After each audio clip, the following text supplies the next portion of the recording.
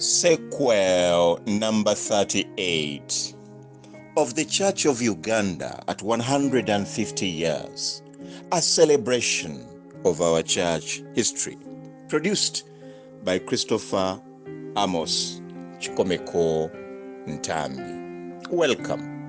In this sequel, we are to revisit the birth of Prince Ccwa. We shall also look at Bishop Tucker back at Frere Town, his headquarters, in 1896.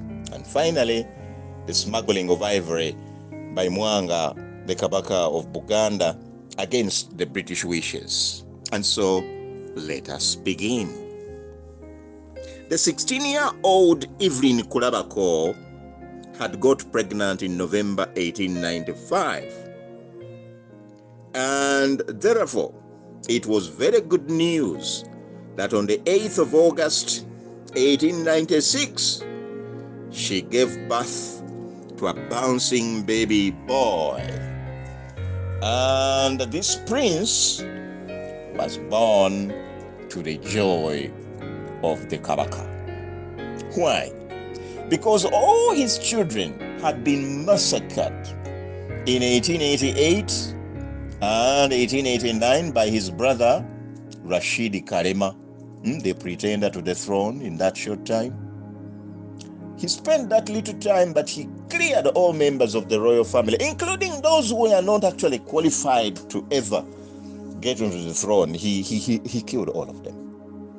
Now, he also killed the girls after he had been told, and talk of princesses, after he had been told that the British accepted girls on the throne, as Queen Victoria, a good example, happened to be actually the ruler at that time in Great Britain.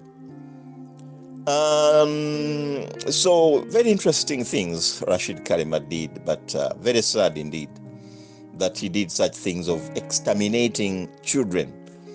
No wonder others now were able to allege that Mwanga was gay because nobody could see his own children. Now, there was a scramble for the baby prince when he was born.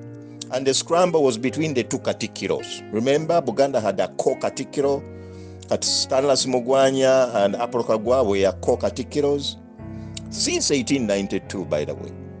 Yeah. Now, each of them wanted to baptize the prince. Rubaga mission had been restored, so why not have a baptism there? But the other co-katikiro, Aprokagwa, would hear none of that. He wanted an Amirembe Mission Church baptism.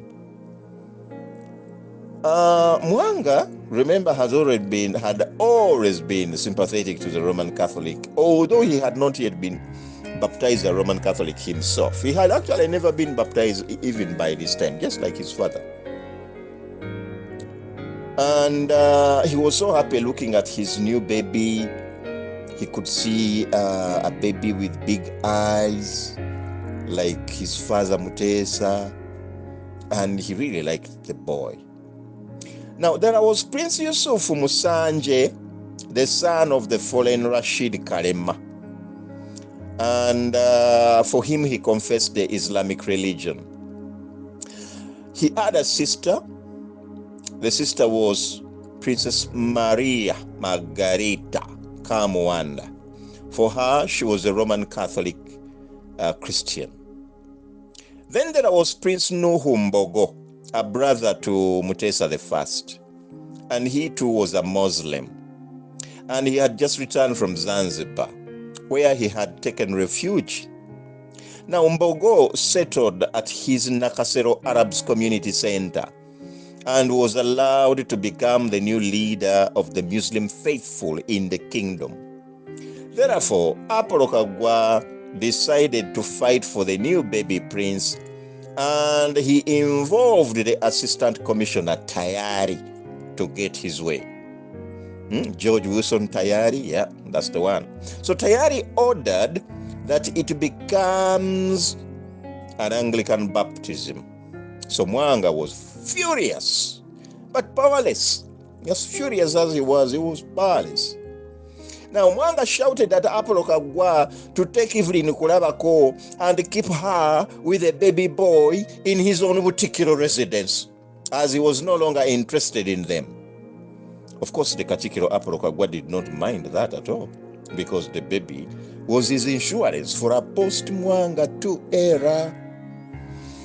Apollo Kagwa took the baby and had it baptized on the 31st of January 1897 in the presence of Evelyn Kulabako.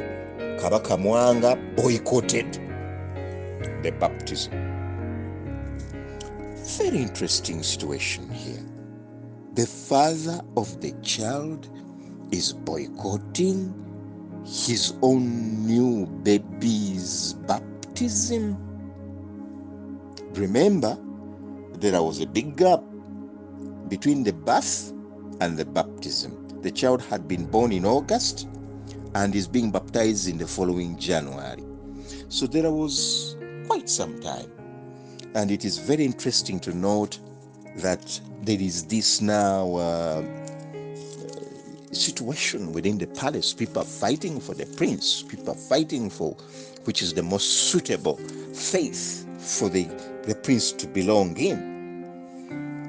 The baptism was conducted by Archdeacon Venerable Herbert Walker. The three spiritual parents were Katikkiro Apollo Kagwa, the Kasubi Tombs caretaker, Princess Damali Nkizi, and the chief county of Kyadondo, the Kaggo, Paulo Bakunga Nsubuga. The prince was 5 months and 23 days, and his baptism confirmed that infant baptism in those days had actually started. Remember, in Uganda there was that problem, not in Uganda alone, even in Europe, infant baptism had always been a problem. But anyway, that's not for today, that's for another day.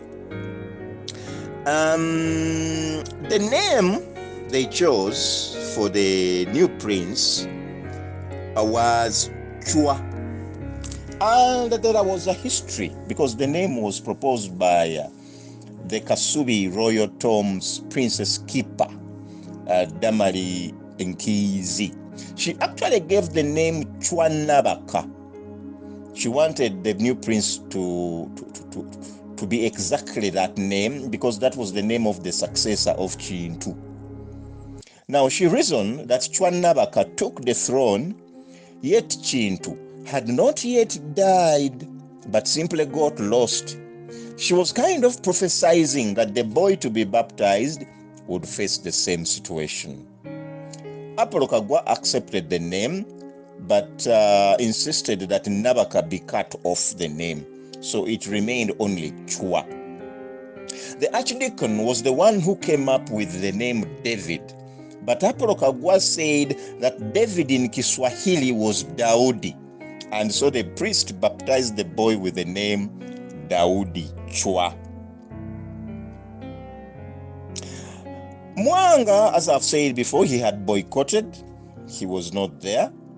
And it was therefore time for Apollo Kagwa to find people he would be comfortable with looking after the prince or the new baby born. And these are the people he found. He found a nurse called Agiri Wuja, and this was a professional native nurse, very professional, well prepared by the new medics who had just arrived from Europe. Then there was another nurse, Irika Nanteza. These were to become full-time caretakers of the prince. But Apollo Kagwa was a little bit worried. He wanted somebody he could trust, and therefore he chose his own sister, Apollo Kagwa's sister.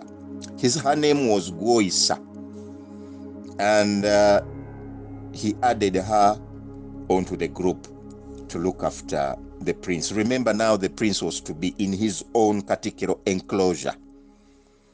And therefore, that is what happened.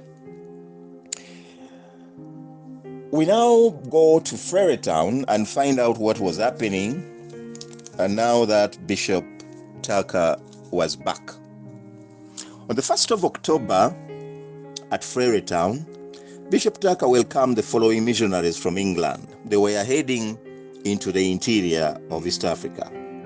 There were several unmarried girls: Miss Bird, Miss Taylor, Miss Helen Dorothy Scott, Miss Pickford Hall, Miss Carter Timpson, Miss Calverwell. Then there were some men: Dr. Albert Cook, unmarried, Allen Wilson Wathouse, B.E. Wingram, W.E. Parker. And then there were priests: the Reverend J.S. Callis, the Reverend H. Clayton, the Reverend H.W. Jegart, and the Reverend Henry Walker Weatherhead. All those were going into the interior of Africa, but through Frere Town. So the bishop received them very warmly.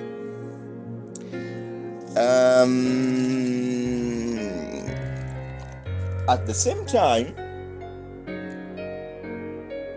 Bishop Tucker was preparing to leave for Europe. But in Uganda, Mwanga was in trouble. He had very cold relations with men he considered had become stooges of the British, and that was Apollo Kagwa and Stanlas Mugwanya. He was not on talking terms with the two anymore. Okay, they would talk, but one would say that they would only talk to please the British, their masters. They wouldn't talk because they wanted to talk. Apollo Kagwa could not feel the same on the political front the way Mwanga felt. Mwanga felt betrayed, no power. Apollo Kagwa felt very comfortable. The British were on their side, so he was assured of them being in power. At that time, Apollo Kagwa had become 30 years of age.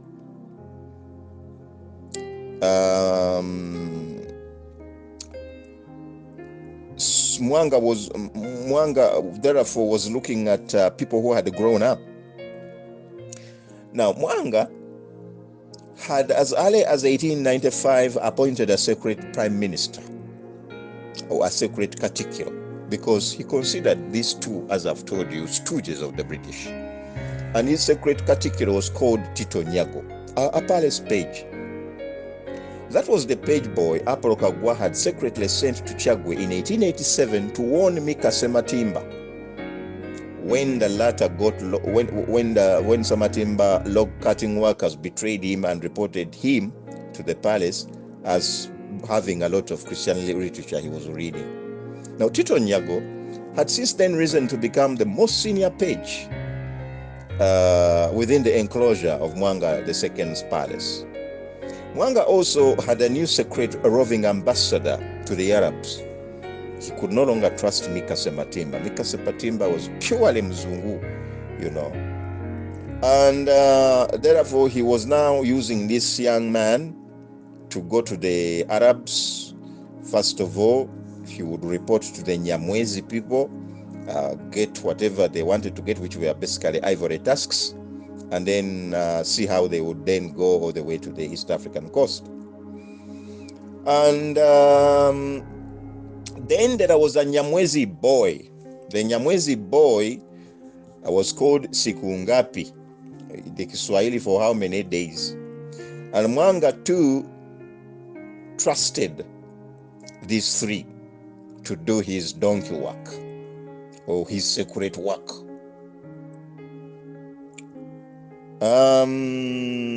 Mwanga also had a secret cashier.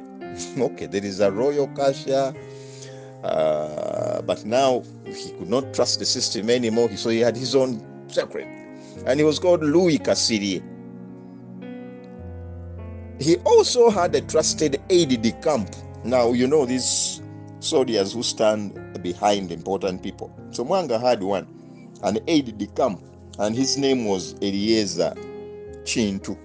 Now, Eliezer Chintu is going to be very important in this future sequels because he's going to reveal a lot of things. He wrote a book. That's why we treasure him, we researchers. Now, on the 1st of December 1896, George Wilson Tayari received a letter from Kiziba, south of the Kochi chiefdom, reporting a consignment of 60 secret ivory tusks being transported by Louis Kasirye and Sikungapi. They were accompanied by some Arabs without accompanying documents from George Wilson Tayari. They had confessed that the ivory belonged to Mwanga II, but that it was secret, and Tayari did not know about it, so they said the truth.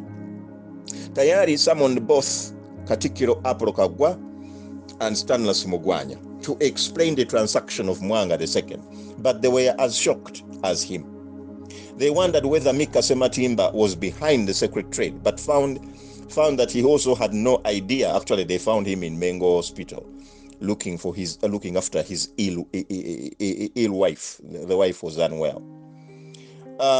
So George Wilson Tayari, therefore,